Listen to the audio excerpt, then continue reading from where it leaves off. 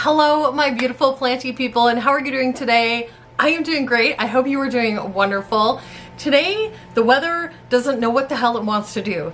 I woke up this morning to these big, fluffy, beautiful snowflakes, which, by the way, is the first time it snowed here this year, which was fabulous. But then, so I was driving the boys to school, and it really started, like, flurrying, and then it stopped, and then it was mostly good until I almost got home, and then it started kind of, like, flurrying again, and then it stopped, and it was sunny, and I was like, yay, it's over, and then I think I blinked, like, once. I just went, like, you know, and then it was like, I looked out the window again, it was and dark, and you couldn't see anything, it was like a snowstorm. Mother Nature is having issues today. She doesn't know what she wants. It's definitely a female. Anywho, it is so lovely to see you all. So as promised, today is gonna get dirty. We're gonna get dirty today. We are talking soil and all things houseplant soil related. So I have gotten so many questions over the year-ish, just about like what soil I use, what I put in my soil, what's better for what, and that kind of thing. So today I'm just really gonna break it down. I'm gonna show you just from regular plain soil and then what I would add depending on what plant that I'm potting. So I have everything sitting all around me. I have had it out since the last time I made soil, just so that I didn't have to put it all away and then dry it all out. So today we're going to do this video so that I can get all this stuff put away and it doesn't have to sit in the middle of my kitchen floor anymore. You don't care, do you? Okay, so anyway, if that sounds like something that you would like to stick around and watch, then please stick around and watch.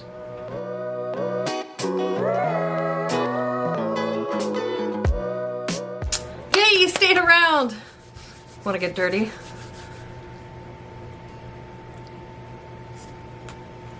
Anyway, so today I'm just going to do up a small bowl. I did a big batch that I've got set aside for later, or that I did before, so that it doesn't matter. Okay, anyway, so I'm gonna go ahead and start here. So we're just gonna start from the base, and then I will add things as necessary and kind of tell you what I use for what. So let me go ahead and switch up my camera angle here, and we will get started with the dirty. I'm getting down in dirt. Just stop. Sorry. Okay, so we're just gonna start really at the base. So obviously at the base of any good soil mixture is soil. So that's just your basic potting soil. Now I have added a little bit of perlite to this. I have a giant, like, I don't even know how many liters that is. It's massive. And so I just buy like a bunch of bags of potting soil and then I put it in this big tote. And then I'll usually add like a huge bag of perlite to it just so it's ready to go, because I always add perlite to my soil. So that's what's in here. So perlite, I won't show you perlite, but basically it's this white, you know, stuff. So it's actually made from mined volcanic glass. As a raw material, it contains water that's like trapped by the quick cooling of lava. And then the moisture evaporates really quickly when it's heated in the process to create the perlite that we know. And it kind of puffs up like popcorn.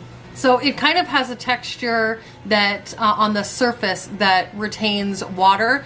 Not quite like vermiculite does, but it does retain air in between, like inside of it, because it's puffed, so it's in the, what's the word I'm looking for?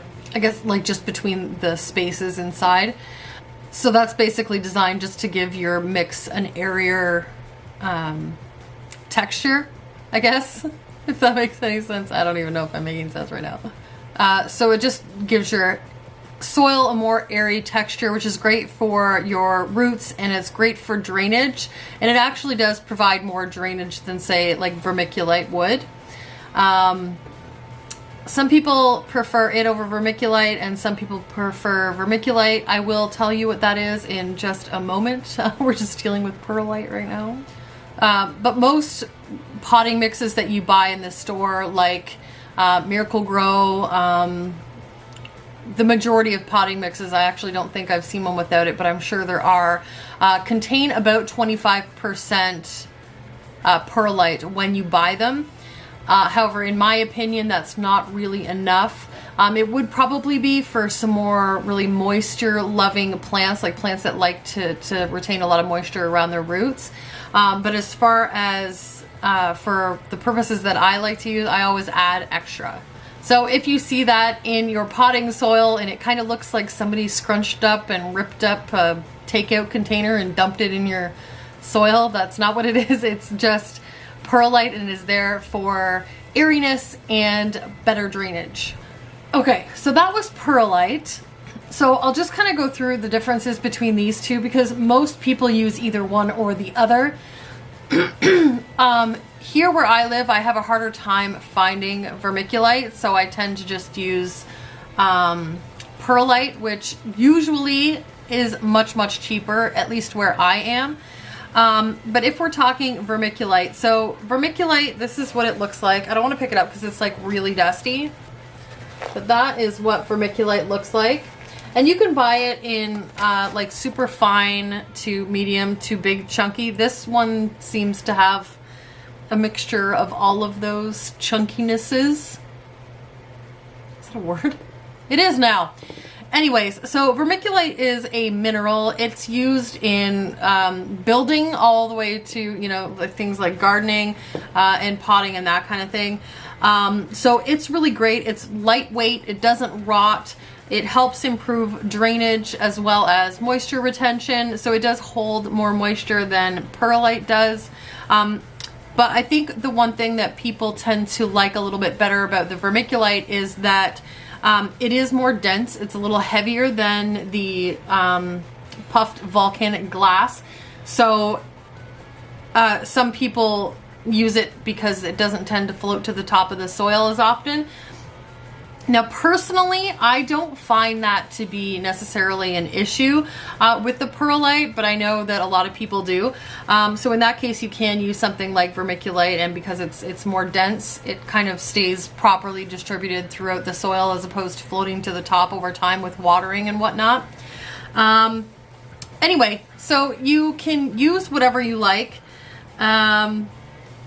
Like I said, I have both, but that's only because I usually can't find vermiculite. But I really do like perlite.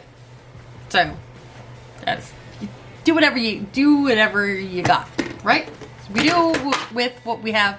We do with what we have. What? Okay. Anywho. So that's the difference between these two. Now, this one I would normally, this soil mixture, I would probably usually add a little bit more perlite to it.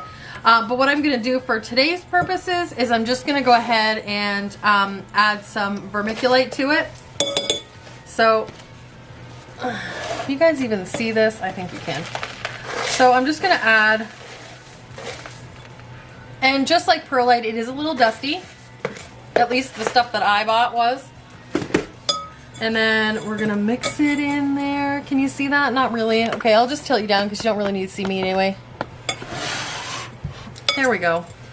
Okay, so we're just mixing that all in. I'm just gonna get you in closer.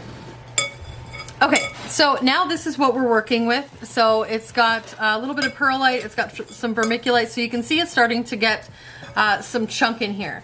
So if I was potting something like a calathea or something that tends to like to keep a little bit more moist, I would probably stop here, go ahead and use this exact mixture for any calatheas, marantas, what else would enjoy this?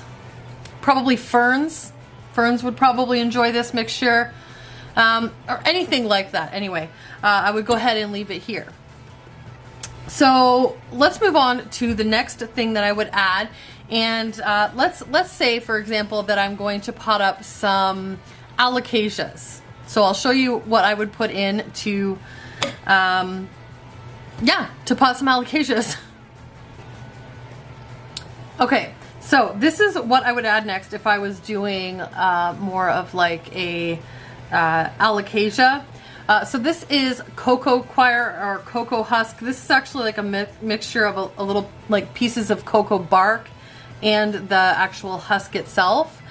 So cocoa coir is actually like a byproduct of coconut fiber industry. So between the outer husk and the actual coconut that we know, like the white coconut part, or the, what do you call it, like the flesh, I guess? That sounds gross.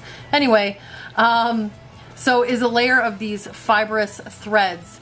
So while the outer husk probably, or is usually used for like textiles and other coconut byproducts, the coir is usually set aside. So this leftover product is then kind of squished into bricks, like, I don't know if you saw it in my last video, and is used for like agriculture purposes, such as potting mixes and that kind of thing. So if you're kind of, compared to its more controversial counterpart, peat moss, cocoa coir is completely renewable and it's viewed as more of a sustainable type medium, which is why a lot of people prefer to use this over peat. So what they'll usually do is compress this into dehydrated bricks, and that actually prevents any contamination or mold and that kind of thing, which is great. So anyway, this is the stuff that I use. It's nice because it does have unique water holding properties. It does hold actually quite a high capacity of water. I wet this about a week and a half ago, and it's still quite damp actually. So it's nice, and this mixture is nice because it has the fiber as well as the little chunks. So it kind of gives you dual purpose. It has the moisture retention as well as the chunks that provide a little bit of aeration. Yeah, so let's go ahead and throw that into our mix. So for this size bowl, I don't need a whole lot, so that's probably okay. Now, when I did my last video, somebody had said that, and I can't remember who it was, and I haven't gotten to all of my comments yet, but somebody had said I put mine in dry and then mix it in. The way I buy it, it's a compressed brick, so if I don't wet it, it doesn't come apart. Does that make sense? So that's why I wet it, if you're wondering. If I was to buy it in methods that I bought previously in like bags and stuff like that, then I'd absolutely put it in dry, but with this it doesn't really work that way. So anyways, I'm just gonna go ahead and mix that in here.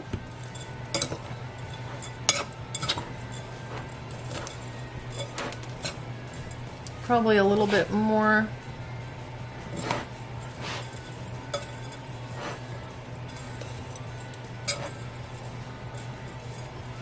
Okay, there we go. So now we have a little bit chunkier of a mix, and it does have those pieces of fiber in it that will hold a little bit more of the moisture. So for any of my alocasias, this is the mix I would go with. Like I said, it gives you the chunk and it gives you the moisture retention, and it's just a great overall mix for alocasias. What I did forget to mention actually is the charcoal that I use. So this is, I'm not going to go ahead and play with it because it gets a little messy. So this is used largely for helping with drainage in potted plants, and it absorbs extra moisture and helps reduce the likelihood of mold and that sort of thing. So charcoal you'll see used a lot in like terrariums and that kind of thing. So it just kind of helps with fungus and all that jazz. So I don't find it very often, so when I do, I definitely pick it up, and I was able to get a nice sized bag the last time I was at my local nursery. So I did pick up a bag. So I'm going to go ahead and put some of that in here, and then we will go ahead and mix that in, and that will just give your plants a little bit of extra help as far as, you know, potential overwaterings or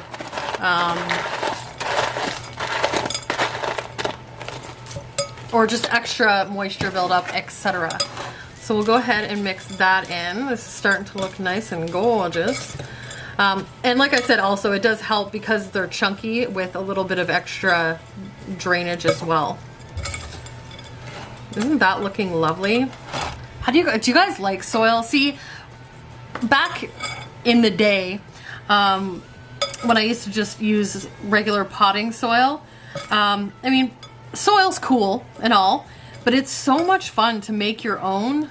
And when you find a mix that really works for you, I find it incredibly rewarding. Like, am I the only one that thinks that way? I don't know, there's just something really cool about seeing a soil mixture that you've made yourself and you're like, oh yeah, that looks like, that's sexy soil. Is it just me? Am I crazy? Yeah. Okay, so that is the charcoal layer. So now I would go ahead and use this for my alocasias. Okay, so let's move on to if I was potting aroids, things like philodendrons, monsteras. I would also use this for like Dieffenbachia, Anthurium, that sort of thing. Okay, so far so good. Let's move on to bark. Okay, this is the bark that I have found recently and I'm really liking it. I love the texture of it. I love the size of it. It seems to be a really nice size. Let me get you in close there. Focus. So it's a really nice size for potting plants. It's not too big. I find I've tried a lot of different orchid barks or just fir barks in general, and this particular brand, and it was in my vlog video. I don't have the bag any longer. I would show you. But anyways, this is my favorite by far. So if you're just going with a plain bark as opposed to like an already pre-mixed, like an orchid mixture, this stuff is amazing for making your own soil. So if I'm potting monsteras, philodendrons, I would probably do maybe 2 little handfuls like that. Can you guys even see that? Let me get the light closer. I hope the first part of that wasn't too dark. Anyway, so if I'm doing monsteras, philodendrons, that's probably a great mix. It's nice and chunky, it's moisture retentive, it's well draining. That is a great mix right there. Now if I was doing more anthuriums, I'd probably maybe add a couple more handfuls of this. Anthuriums tend to prefer a little bit. Now, this isn't a hard and fast rule. There are different philodendrons, different anthuriums that prefer different things. So you definitely want to do your research first and find out what the best mix would be for that particular plant. But personally, this is what I've used kind of across the board for each of my plant types, and it has been amazing. So there is our final product. There is our nice chunky aroid mix. So it's got our bark, it's got our charcoal and our vermiculite. It's got our vermiculite and perlite and all of that fun stuff, our coir in there. And it is just an amazing, super great, chunky, perfect, in my opinion, mix. So now that I've just dumped dirt all over the table, because that's what I do, I'm going to go ahead and clean this up, and then I'm going to show you one more thing that I use for potting purposes, and that is my moss and my moss mixture for... usually I use that for my propagations and that kind of thing. So not that you haven't seen this before, but this is sphagnum moss. So this is long fiber spag moss. The difference is that they have, you guessed it, long fibers. So this is the stuff that I use for propagating most often. It's wonderful. I get asked a lot where I get my spag moss from. So you can find it actually at a lot of like reptile and amphibian type stores. So if you haven't checked those places, check those places. The one I get it from, I can't remember the name of it. but a friend of mine picked it up for me a while ago, and it was in this massive compressed brick. I think it was 20 liters compressed. Anyway, it's wonderful. This is the only stuff that I use. But one of the things that I have started doing recently is, so when I first propagate a plant, I will use strictly moss. However, I might actually tweak that soon. But then you may be hearing about dirty spag moss. Now, when you hear that term, it doesn't mean it's already been used and it's gross or whatever. That means that it is regular moss like this. You can't see it. Hold on. Yoink. Okay, so it's regular moss like this that's been mixed with a little bit of potting soil. Just rearranging my light here. Don't fall over. There you go. So anyway, it is regular moss just like this that has been mixed with a little bit of potting soil. So one of the benefits to doing that is that just as a regular spag moss, you don't get any nutrients from that. There is 0 nutrients in spag moss, which is why a lot of people who grow carnivorous plants usually will use spag moss or things like that that don't naturally contain any nutrients, because with things like nepenthes and butterworts and what else? Anyway, all of the carnivorous plants, they get their nutrients from the insects that they catch. So by giving it extra nutrients that would be in potting soils or most potting soils, you can actually kill the plant by like over nutrienting it. By giving it too many nutrients. And you don't want to do that. So a lot of people will just use this. This is what I use for all of my carnivorous plants, and I love it. It works great. But for propagations and things like that, this is great because you're putting nutrients into it by just adding that little bit of soil. It's also an easier transition when you're putting your plant from soil, from spag moss into soil, because it's already kind of getting used to that soil. Anyway, so this is what that looks like. It looks a little dirty, and it's not dirty because it's dirty. It's dirty because I have mixed soil with it. So I think largely I'm probably going to start doing a lot more propagations in the dirty spag moss, just to give the plant a little boost. And you know, I'll probably try doing some experiments with that, like take 2 of the same plant cutting, pot 1 in the regular spag moss, 1 in the dirty spag, and see which one does better, or if it makes a difference at all. It may not. So that is the down and dirty on all of my soil amendments and how I make certain soils for certain plants and so forth. Now there's a million different ways, and also you don't have to make your own. You can buy potting mix from the store if you want to, and I mean, don't think that you have to get like this crazy. It's just something that I really enjoy doing. I like making my own mixtures. That way I can kind of customize them to certain plants, and I know that that plant will do well in that mixture. It's just a nerd thing. It's a plant nerd thing. I'm sure the majority of you can relate to that. But in any case, if I've missed anything or if you have any questions, please do throw them down in the comment section. I have slowly been catching up with my comments, but it's a chore. It's not a chore like I don't want to do it. It's a chore. I mean, it's a chore like it's time consuming. So I tend to, you know, reply to comments when I'm sitting on the couch watching Netflix at night or whatever. It doesn't matter. So it doesn't matter. Okay, anyway, I hope you enjoyed this video today. If you're still here, my super troopers, friends to the end, go ahead and, what emoji are we going to use today? Oh, I know. Use the little poop emoji because it kind of looks like soil. We're going to go with soil. So let's write the poop emoji. If you don't do emojis, just go ahead and write soil. yeah, I've been really enjoying this, so we're just going to continue doing it because I'm enjoying it. Anywho, thank you so much for liking and watching and commenting and subscribing. If you haven't subscribed already, please consider doing so. It is a huge help for my channel and I really do appreciate it.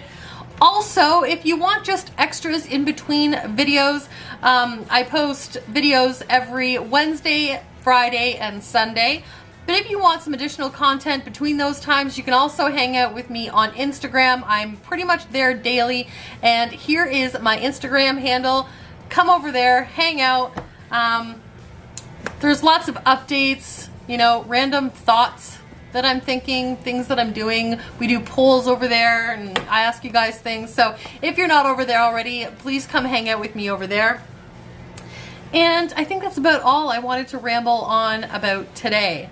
So I would like all of you to have an amazing, wonderful, and lovely day, night, week, month, and year.